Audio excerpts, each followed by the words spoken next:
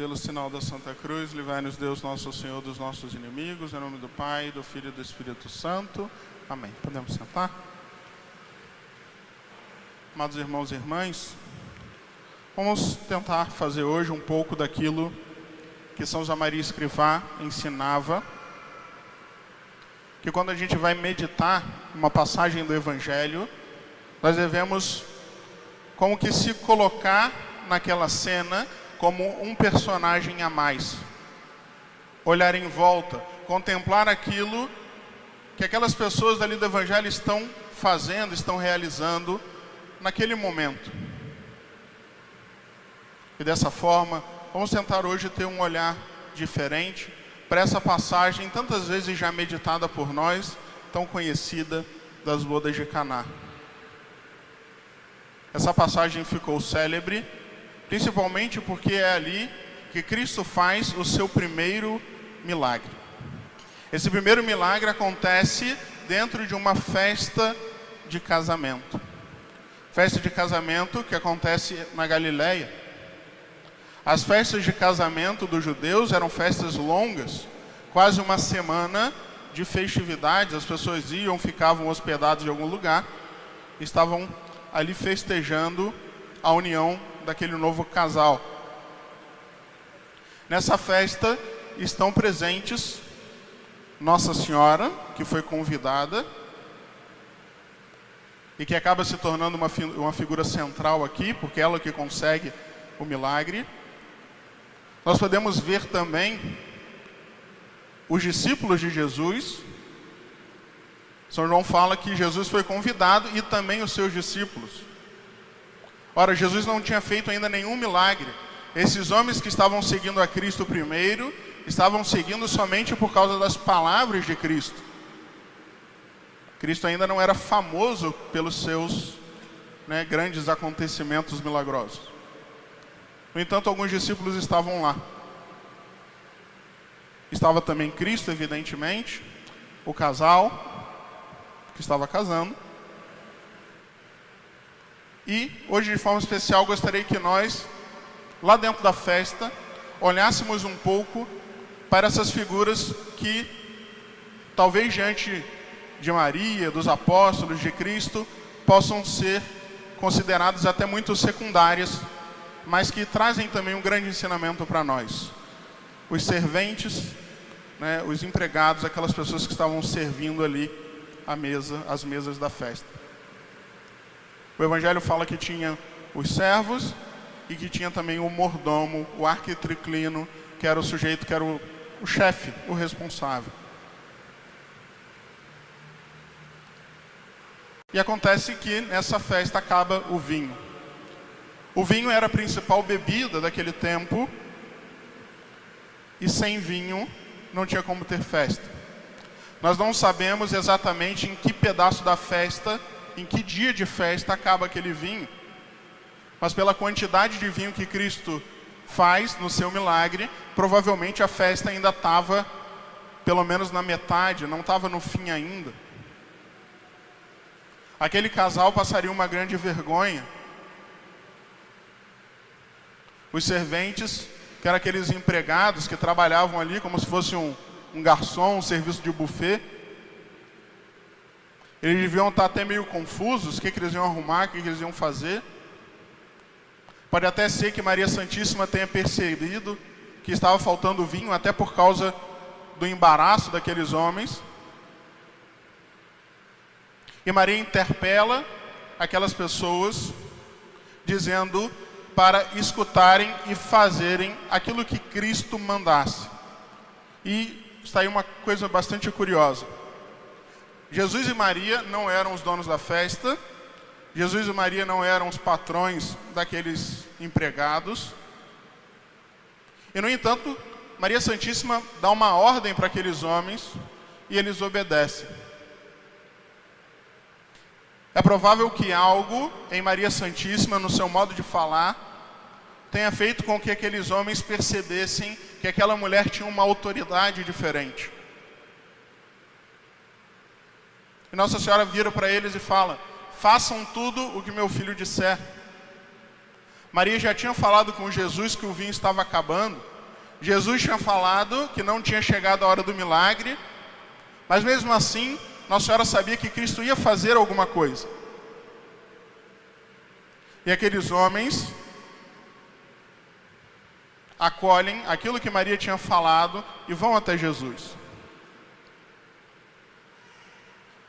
E se a obediência deles já era admirável por obedecerem Nossa Senhora, agora a sua obediência chega num nível ainda maior. Talvez a gente já esteja muito acostumado com a passagem para não nos surpreendermos de como ela é estranha. Imaginem, os garçons vão até Cristo. Cristo fala com eles para encher de água as talhas de pedra que eram usadas na purificação dos judeus. O judeu, quando chegava numa casa, para qualquer refeição, qualquer banquete, qualquer festa, ele tinha que lavar as mãos e os pés. Então toda a casa tinha na frente, né, um monte de água, não tinha pia igual hoje, mas tinha jarros, talhas, com muita água mesmo, para as purificações. Eram águas de higiene pessoal, digamos assim. E no entanto, Cristo manda aqueles homens encherem aquelas talhas de água. O problema da festa é que tinha acabado o vinho, mas Cristo manda encher de água a talha da higiene. Parece que não tem nada a ver. Pior, Cristo, Nosso Senhor, manda aqueles homens pegarem aquela água e dar para o chefe beber. Então, você vai pegar essa água aí, leva lá para o mordomo, para o chefe, para o patrão de vocês, manda ele provar e servir para os convidados. Não seria estranho se aqueles homens contestassem a ordem de Cristo? Como é que eu vou fazer isso? Vou perder o emprego. Se eu levar água, o sujeito está esperando o vinho. Aquela senhora ali disse que o senhor ia resolver o problema do vinho. Está mandando eu servir água para as pessoas?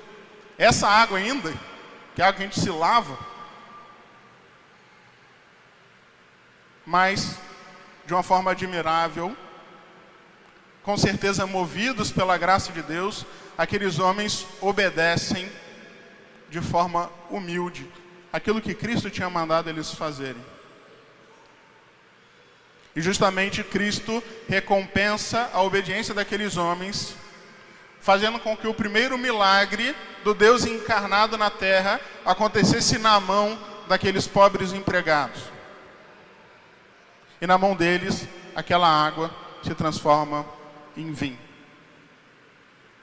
E na frente deles, o patrão, o mordomo, bebe e fala que aquele é o melhor vinho que tinha na festa. E olha que bonito, lá São João fala que o mordomo não sabia de onde vinha, mas os servos sabiam de onde tinha vindo aquilo lá. Eles sabiam que aquilo era um milagre do Filho de Deus.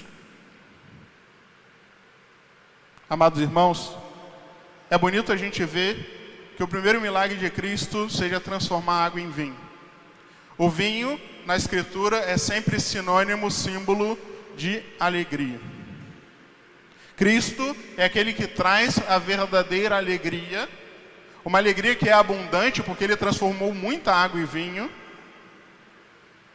e uma alegria que é diferente das outras alegrias. Aquele vinho dele era diferente dos outros vinhos. E aquele momento em que a alegria surge no meio daquela festa, acontece na mão daqueles homens simples, mas que no entanto eram obedientes. E quando a gente olha para a nossa vida, a gente pode perceber que muitas vezes falta alegria na nossa história, porque também está faltando essa obediência humilde às ordens do Senhor. Porque nós temos que obedecer sempre, e não só quando as ordens de Deus fazem sentido para nós. Essa é a grande lição. Muitas vezes as pessoas, e talvez os jovens de forma especial, têm uma dificuldade com os mandamentos de Deus, com os mandamentos da igreja, porque aparentemente não fazem muito sentido. Por que que Deus faz tanta questão de missa dominical? Por que que Deus faz tanta questão de guardar a castidade? Por que que Deus faz tanta questão de coisinhas que a gente poderia talvez viver tranquilamente fazendo, que talvez nem mudaria nada, mas Deus está fazendo questão e está mandando, e está proibindo, e está ordenando? Porque a sabedoria divina está muito além da nossa. Justamente os santos foram aqueles que entenderam isso. Quando a superiora de Santa Rita de Cássia manda ela aguar um toco morto, e ela vai lá todos os dias obedecer, e dali surge uma rosa milagrosa, é Deus recompensando a obediência. Nós celebramos ontem Santo Amaro, que é devoção muito forte aqui em Campos, quando São Bento manda aquele homem andar pelo rio para salvar o outro. Ele poderia contestar: não faz sentido, eu não sei voar, né? Em vez de morrer um, vai morrer dois. Mas Deus recompensa a obediência. De forma especial, Deus recompensa a obediência àquelas ordens de Deus que obrigam a nossa inteligência a se submeter a uma sabedoria maior,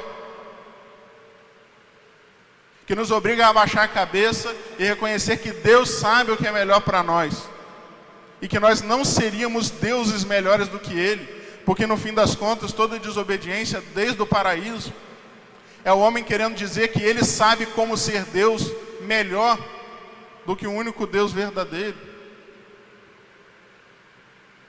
E é justamente por isso que nossa vida é triste. É justamente por isso que falta alegria. Porque a gente insiste sempre em desobedecer. A gente insiste sempre em querer trilhar o nosso próprio caminho. E só dar ouvidos a Deus quando aquilo convém à nossa própria vontade. E se a gente continua assim, a gente continua sem essa alegria que Cristo vem trazer. E por isso que hoje, nós que estávamos lá do lado daqueles empregados, nós devemos nos colocar no lugar deles e escutar isso que Maria tem a dizer para nós: façam tudo o que Cristo disser, até quando não fizer sentido, até quando parecer estupidez, faça. Até quando for difícil, quando você tiver que pegar um atalho pesado de água, quando você tiver que se submeter ao ridículo, à humilhação de parecer um louco, servindo água para os outros beberem. Mas é porque Cristo está fazendo acontecer alguma coisa ali. E é esse primeiro sinal que Cristo faz, que se repete todas as vezes que nós também obedecemos. E o resultado será o mesmo. Esse milagre faz com que os discípulos acreditem. Nossa obediência vai fazer com que os outros acreditem. Aqueles empregados não só tiveram o vinho em suas mãos, mas eles distribuíram aquele vinho para todos na festa. E da mesma forma, se nós escutarmos aquilo que Maria nos diz, se nós fizermos tudo o que Cristo disser, não só nós encontraremos uma alegria abundante, mas nós também poderemos distribuir, como garçons da alegria de Deus, distribuir para os nossos irmãos esta mesma alegria. Em nome do Pai, e do Filho e do Espírito Santo. Amém.